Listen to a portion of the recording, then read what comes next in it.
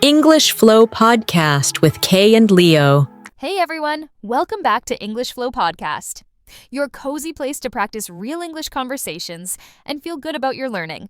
I'm Kei. And I'm Leo. So glad you're here with us today. You're in for a really uplifting episode. Absolutely. Before we jump in, Leo, how's it going today? You look pretty upbeat. Thanks, Kay. I'm feeling great, actually. I went for a morning walk, did some positive self-talk, and here I am, full of good vibes. How about you? Same here. I've been reminding myself to speak kindly to myself even when I make mistakes in English. It really helps. Perfect, because that's exactly what we're talking about today. The power of positive words and how your self-talk can really help your English grow. So let's start with the basics. Leo, what exactly is self-talk? Good question. Self-talk is that little voice in your head. It's what you say to yourself about yourself all day long. It's that continuous internal dialogue that's always running in the background of your mind. And it can be positive or negative, right? It's not just one type of inner voice. Absolutely right. Self-talk can swing from incredibly encouraging to quite critical. It's like having a little cheerleader or a little critic living inside your mind. For example, imagine you're trying to speak English and you stumble over a word or you use the wrong tense.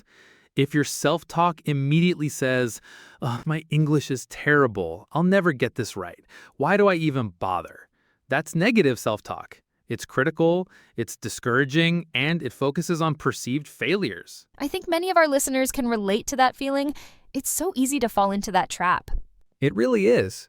But then, if you make the same mistake, and instead you say to yourself, "It's okay, I made a mistake. That's how I learn. I'm improving every day, and I'll get better next time." That's positive self-talk. It's supportive, understanding, and focused on growth. It acknowledges the moment without dwelling on it negatively, and encourages continued effort. It views mistakes as stepping stones, not roadblocks. And guess what? That tiny shift in what you say to yourself, from "I'm terrible" to "I'm learning," makes a huge difference in how fast and effectively you learn English. It really changes your whole approach. Exactly, Kay. Our brains are incredibly powerful, but they're also very impressionable. Think about it. Our brains actually believe what we consistently repeat to ourselves. If you keep saying, "I can't speak English," or "I'm not good enough," your brain starts to register that as a fact. It literally wires itself to believe those negative statements. So true. It's like planting seeds in a garden. If you constantly plant seeds of doubt, fear, and negativity, those are the weeds that will grow and choke out everything else. But if you plant seeds of encouragement, belief, and positivity, those are the beautiful flowers that will blossom. Your words are literally creating the landscape of your mind. I absolutely love that analogy, Key. It's so vivid and accurate. So the next time you feel that wave of shyness or embarrassment or frustration when you're trying to speak English and a negative thought pops into your head, try to catch that thought. Pause for a second, acknowledge it, and then consciously switch it. Right. Instead of letting that negative thought take root, immediately try saying something different to yourself. For example, if you think, "Ugh, I sounded so bad," switch it to, "I'm improving every day. I'm proud of my effort, and I'm learning from every single attempt." Yes, exactly. And here's a little secret. Even if you don't feel it 100% yet, even if you don't fully believe that positive statement in that exact moment, say it anyway. Fake it till you make it. The brain is designed to adapt. If you keep feeding it positive affirmations, it will eventually catch up and start believing them as deeply as it used to believe the negative ones. It's about retraining your mental patterns. So, we've talked about how impactful self-talk is on our general mindset. Now, let's bring it back specifically to English learning. How exactly does this idea of positive self-talk act as a catalyst for your English growth? Well, think about it this way. If you are consistently kind to yourself, if that inner voice is your cheerleader instead of your critic, you naturally feel safer to try new things. You're not paralyzed by the fear of making mistakes because you know you'll be gentle with yourself no matter what happens. Exactly. And what does that mean in terms of language learning? It means you're more willing to open your mouth and speak. You're not holding back in conversations. You're more likely to listen actively, to ask questions, to try out new vocabulary or grammar structures. Ultimately, you speak more, you listen more, you read more, and you practice more. And that consistent, fearless practice, that engagement without the heavy burden of self-judgment is precisely what makes you fluent. It's not about avoiding errors. It's about embracing the process of learning, which inevitably includes making errors. Positive self-talk allows you to see those errors as stepping stones, not roadblocks. Precisely. So, to put it simply, positive words give you confidence. They create a safe internal space for you to experiment and grow. And that confidence, that willingness to try, is the engine that truly makes your English better, faster. You literally talk yourself into becoming a more confident and fluent English speaker.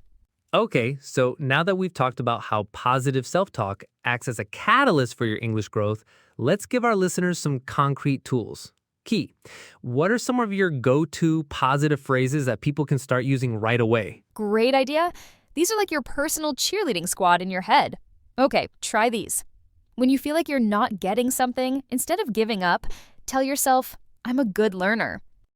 Yes, that's so important. And to remind yourself that every effort counts, even small ones. Say, I get better every day. It shifts your focus to progress, not perfection. Absolutely. And for those moments when you stumble or make a mistake, which we all do, reframe that frustration. Instead of a negative thought, tell yourself, mistakes help me grow. That's a crucial one. And it's so important to acknowledge your efforts, even if you're not where you want to be yet. So another great phrase is, I'm proud of my progress. I love that. And when you feel completely stuck or a task seems too big, my favorite empowering phrase is, I can do hard things. It just feels strong and true, and it really helps you push through. It really does. These aren't just empty words. They're powerful affirmations that can reshape your mindset and your learning experience. So, Kei, we've given our listeners some powerful phrases. Now, how can they actually put these into practice every single day? What are some practical steps they can take to truly implement positive self-talk? That's the key, isn't it? It's one thing to know the phrases and another to make them a habit. One of the simplest and most effective ways is through visual reminders. Think about it. Where do you look every day? Your mirror, your phone, your computer screen? Ah, I see where you're going with this. So if you're looking at yourself in the mirror, instead of thinking, ugh, I have to go practice my English again, you could have a sticky note right there that says, I get better every day. Exactly. Or on your desk, on your fridge, even as your phone's lock screen wallpaper. Write down one or two of your favorite empowering phrases, like, I'm a good learner, or mistakes help me grow, and place them where you'll see them multiple times a day. Reading them out loud, even to yourself, reinforces the message in your brain. I love that. It's like planting those positive seeds visually. Your brain gets those gentle nudges throughout the day. It's hard to stay negative when you're constantly reminded of your potential. What's another great daily strategy? Another really powerful routine is to establish an evening reflection. Before you go to bed, just for a minute or two, tell yourself one thing you did well in English that day. It could be something small. Maybe you understood a new word, or you bravely tried to say a sentence, or you just listened to an English podcast for 5 minutes. That's such a nice way to end the day. Instead of replaying any errors or moments of frustration, you're consciously focusing on success, no matter how small. I do that too, and it genuinely helps me sleep with a smile, feeling proud of my effort rather than dwelling on perceived failures. It totally shifts your perspective. It really does. It trains your brain to look for the positives, which makes you more likely to notice them during the day too, and it builds that consistent sense of progress. And what about those moments when a negative thought just pops into your head? Like, oh, I sound terrible when I speak English. That's where the catch and replace method comes in. It's almost like a game. When you catch yourself saying something negative about your English, stop. Literally, in your head, hit the pause button, then immediately replace it with a positive affirmation. So instead of, my English is terrible, you would intentionally say, I'm learning and improving every day. Precisely. Or if you think, I can't understand this, you'd reframe it to, I can do hard things and I will understand more next time.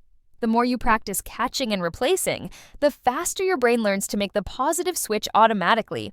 It's about consciously rewiring those neural pathways. That's a fantastic exercise, and it empowers you because you're actively choosing your thoughts. It makes you the boss of your inner voice, rather than letting it control you. So visual reminders, evening reflections, and catching and replacing negative thoughts.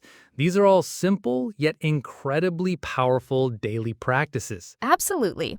Consistency is key here. It's not about doing it perfectly, but about doing it often. Each little positive thought is like a tiny workout for your confidence muscle. Absolutely. Consistency is key here. It's not about doing it perfectly, but about doing it often. Each little positive thought is like a tiny workout for your confidence muscle. That's so true, Kei. And to really bring this home for our listeners, I want to share a quick personal story about learning Spanish.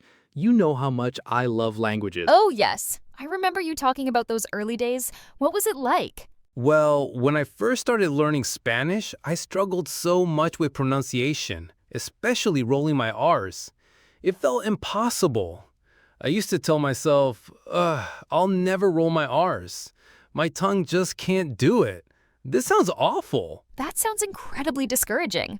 I can imagine that negative self-talk made it even harder to practice. Exactly. Every time I tried and failed, that little voice would confirm my fears. It created this huge mental block. I'd avoid speaking because I was so embarrassed by my R's. It really made me feel like I wasn't a natural language learner. And now? You speak Spanish beautifully. How did you break through that? I started consciously changing that internal dialogue. Instead of saying, I'll never roll my R's, I began telling myself, I'm getting better every day. My tongue is learning. It just takes practice. Or, this is a challenging sound, but I can do hard things. That shift must have felt powerful. It was. It took time, of course, but that small change in my self-talk completely changed my approach. I wasn't afraid of making the sound anymore. I started practicing more, experimenting with my tongue placement, and even laughing at my own attempts. And guess what? Now my R's are rolling just fine. Not perfect, but perfectly understandable. See? That's such a perfect example, Leo. Positive words truly do make a real, tangible difference. They reduce fear, increase your willingness to try, and ultimately lead to real progress. Your brain believes what you tell it. Let's do a quick practice with our listeners. Ready? Repeat after us and really say it out loud. I am learning English. I'm proud of myself. Mistakes help me grow. I can speak English with confidence. Feel how good that feels? Keep saying these every day. All right, friends, here's your challenge. This week, every time you want to say something negative about your English, pause and flip it. Be your own cheerleader. You're with your mind 24/7, so make it a kind place to live. Exactly. You deserve that, and your English will thank you. So remember, your words are powerful. Use them to lift yourself up, not push yourself down. Keep practicing your English and your positive self-talk. You're doing amazing. We promise. Thanks for hanging out with us today on English Flow Podcast. And if you haven't already, please make sure to subscribe or follow our podcast so you don't miss any future episodes where we break down more useful English topics for you. Your support really helps us continue creating content like this. And remember, we're always here cheering you on. See you next time. See you. Keep those words positive and keep your English growing. Bye for now.